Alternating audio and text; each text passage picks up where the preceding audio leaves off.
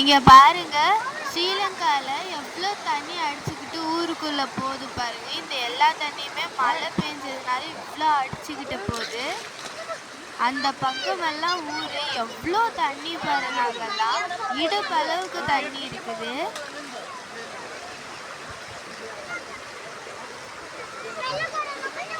ஊரெல்லாம் தாண்டு போச்சு இந்த தண்ணியால.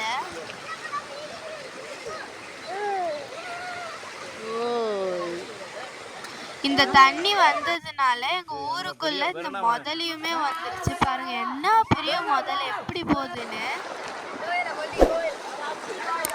இங்க பாருங்க எப்படி அடிச்சுக்கிட்டு வருதுன்ட்டு.